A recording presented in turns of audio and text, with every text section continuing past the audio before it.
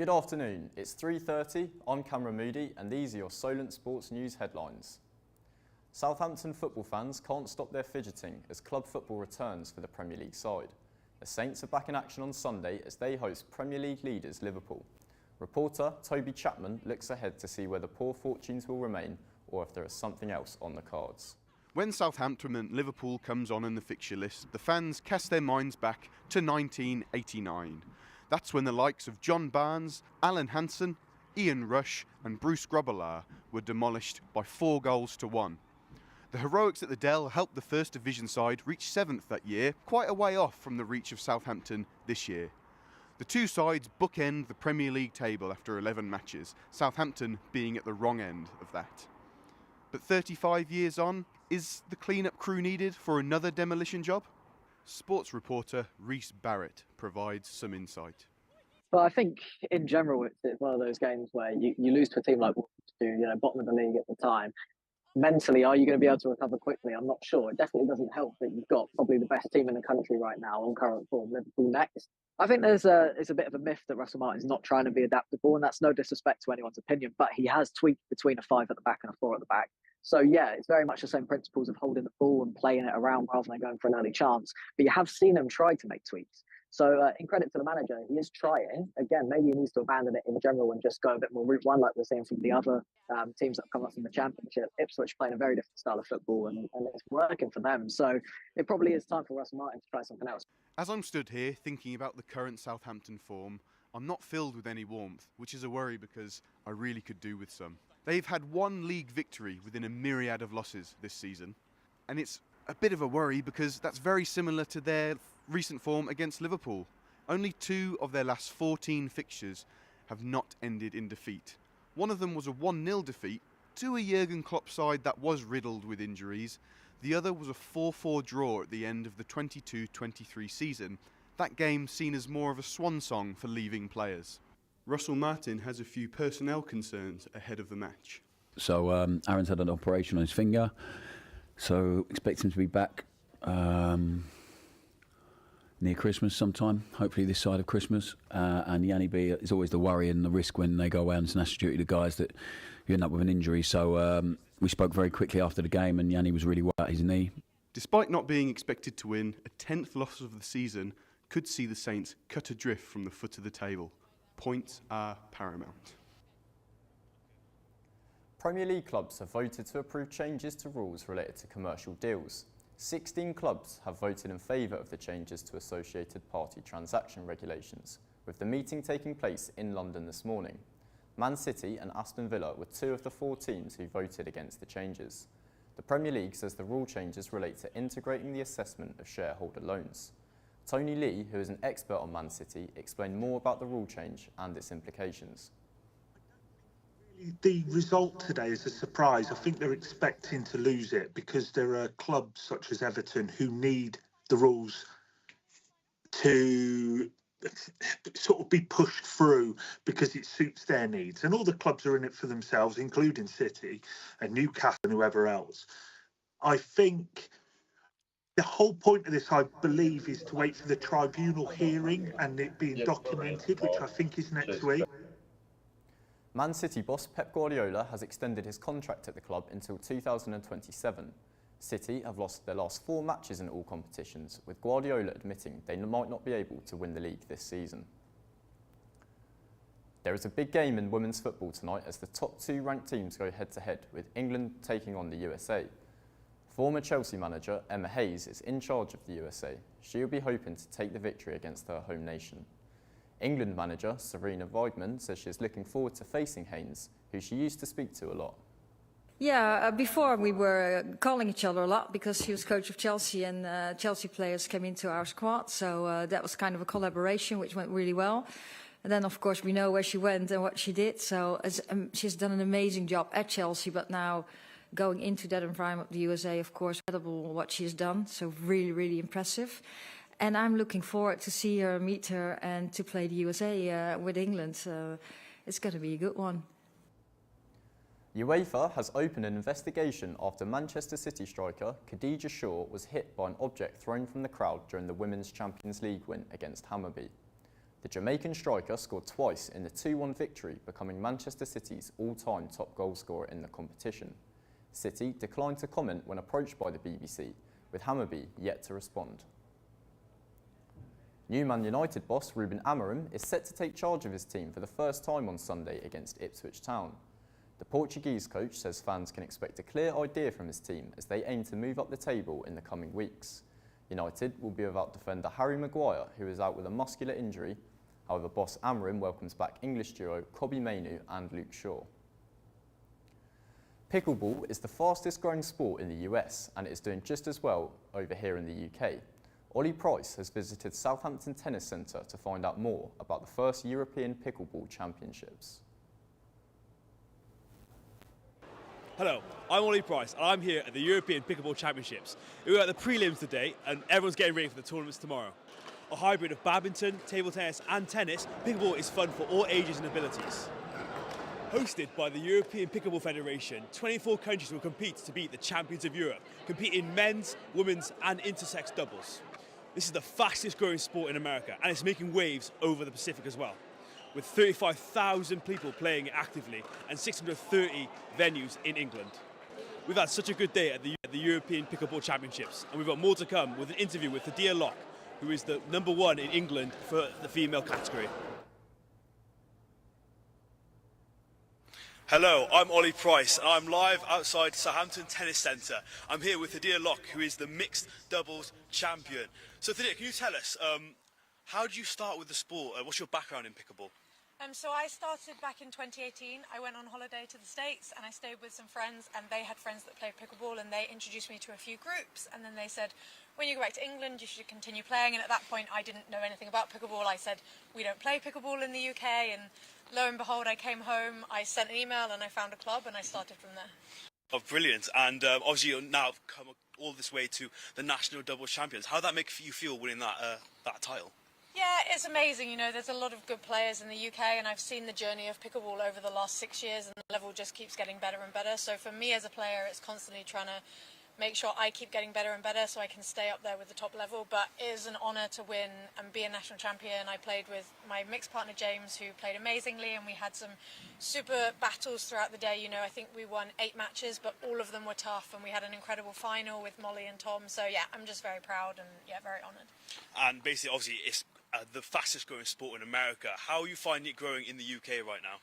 Yeah, so from when I started 6 years ago, when I kind of would talk to people about pickleball, nobody had heard of it. Now when I talk to people, if they don't know the intricacies of the game, most people have still heard of it. So I've seen a massive growth spurt over the last 6 years, and I think the sport is kind of at the point where it's just going to keep getting bigger and bigger, and the more facilities that we have built in the UK, I think it's just going to continue, you know, growing, and yeah, hopefully everyone will get to learn to play pickleball.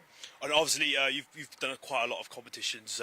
I just wanted to get your take on how more the numbers. Is there more people coming every single tournament now? Yeah, definitely. I mean, every tournament we play, there's more and more numbers. We played the English Open back in August, which had 2,000 participants. So that was double the size of the same tournament last year, and that's the biggest tournament that happens outside of North America. So, you know, you go to, we're discovering new players, new top level players. So yeah, it's just continuing to grow, and it's great, you know, for us, because the pickleball community is so close. So to just continually make lots of new friends and meet lots of new people, it's amazing. Oh, perfect. And what's next for you in pickleball? Have you got any competitions coming up?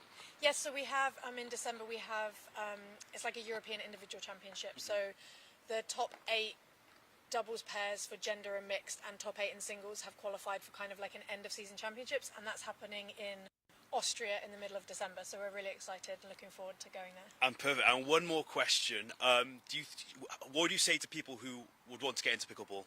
I would say definitely give it a try. It's super easy to learn. It's really, really fun. The court's small, so you're close to the people you're playing with, so it's really social. The skill set's really easy to pick up, and it kind of takes you back to being a child, because it's kind of like playing bat and ball on the beach. So I would say give it a go, find your local club. You can go on the Pickleball England website and they've got a club locator form. Type in your address and it'll tell you where your nearest club is, and then just email them. The community is very, very welcoming. It doesn't matter your age, your level, where you come from, anything. Everyone will be super welcoming, and I would encourage people to give it a go. Perfect. Thank you so much for talking to us today. No worries. We're back to you in the studio. Moving on to the Formula One now, as the championship battle looks to have taken another interesting turn. Red Bull advisor Helmut Marko has admitted that the team have brought the incorrect rear wing, leading the team to lose 7 km per hour on the straights over rivals McLaren. Leader Max Verstappen needs to finish the weekend 60 points ahead of Lando Norris to secure the championship, but could only imagine 17th fastest in free practice 2. American car makers General Motors are closing in on becoming the 11th team in Formula One. Andretti had originally bid for the spot with help from GM brand Cadillac, but it was rejected back in January. If the bid is successful, General Motors would enter the sport in 2026, with Andretti having no involvement in the team. Steve Borthwick has announced 2 changes to his England side for Sunday, when they face former head coach Eddie Jones and Japan. George Furbank returns at fullback, and Tom Curry makes a return to flanker after suffering a concussion. The Red Roses have lost their previous 5 games and are yet to win in the autumn internationals.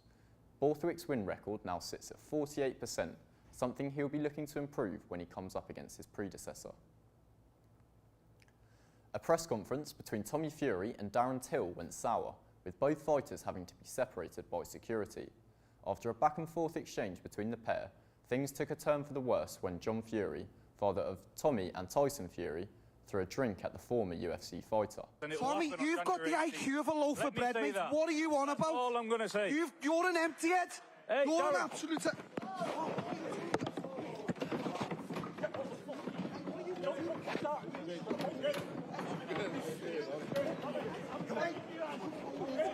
are you going to do?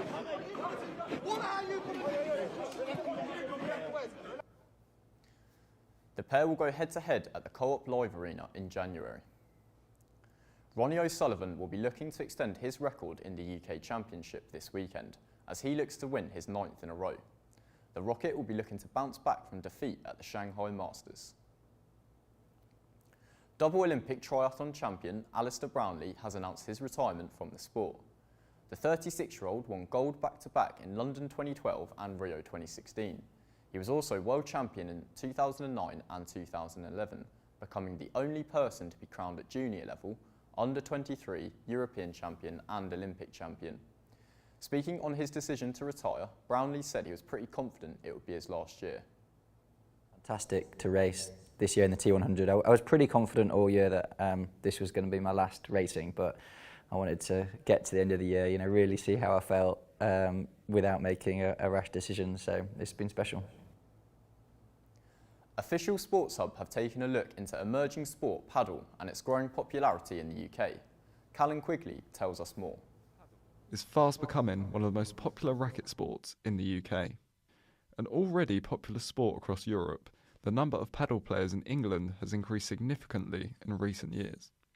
The sport, which is similar to tennis, allows the use of rebounding on the backboard to keep the point alive. More facilities have opened across the country, such as Paddle Stars in Eastleigh. Carlos, a coach at the club, hopes the sport will continue its growth in the UK. My name is Carlos, and I'm the head coach here at Paddle Stars Southampton.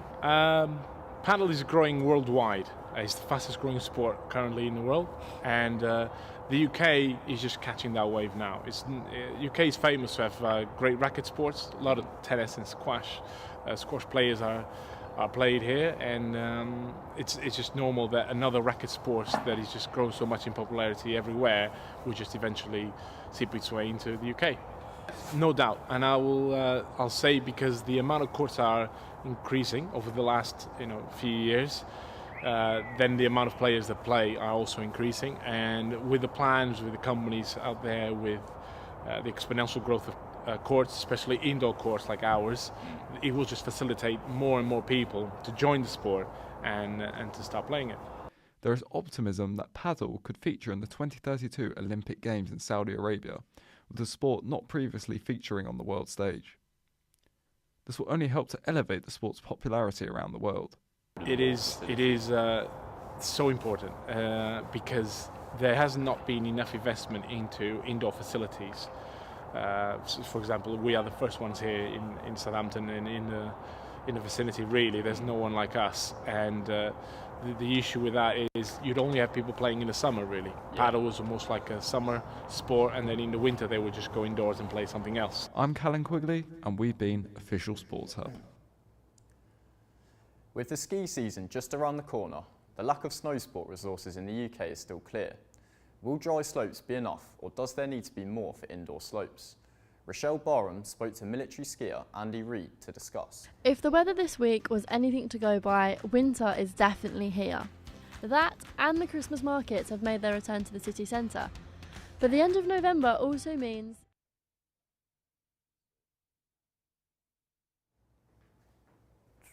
if the weather this week was anything to go by, winter is definitely here. That and the Christmas markets have made their return to the city centre. But the end of November also means ski season. But it's kind of noticeable that the UK doesn't have the Alps or the Rockies, or the slopeside cuisine. What chance is there of being exposed to snow sports? As a kid, I lived in Germany, where we had quite harsh winters. We had snow every winter. And so there was a lot of skiing on the TV at that time. The Germans were really big into skiing, so it was something we were aware of and something that we wanted to do. Andy competed in telemarking and biathlon for the British Army and qualified for Team GB Olympic trials. So it's fair to say he knows his stuff. If it was military skiing, then we'd go somewhere like Norway and we'd spend a few months training in the mountains, different types of skiing, travelling across country, carrying equipment and so on, before we went into more intense exercises. If you were skiing to represent your unit or maybe the army, then it was a bit more professional. We would probably go away for maybe a month, pre-season training, ski training, race training, and that would culminate in a whole range of competitions. And we could be away from the unit for 2 months. It's unlikely that any World Cups will be coming to the UK anytime soon. But Great Britain's Zoe Atkin came runner-up in last season's free ski half-pipe finals. So British success isn't unheard of in the world of snow sports. But without the natural snow, dry slopes are where it's at. If you're interested in skiing, it's very good to learn the basics.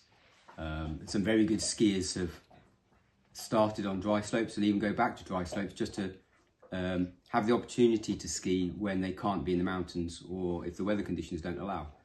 There are nearly 100 dry slopes in the UK, but just 5 indoor slopes that produce real snow. They average 170 metres in length, which is only 5% of the Kitzbühel's infamous Strife downhill slope. The snow might only just be falling in the UK, but it is the nation's success in snow sports on the up. If the sponsorship and the money was there, then there's no reason why we couldn't. We've had some successes, particularly Dave Riding recently has done very well in the slalom discipline. And we've also had a string of military guys have done quite well in various snow sports. Rochelle Barham, Solent Sports News. That's all from us for now. I'm Cameron Moody, and these have been your Solent Sports headlines.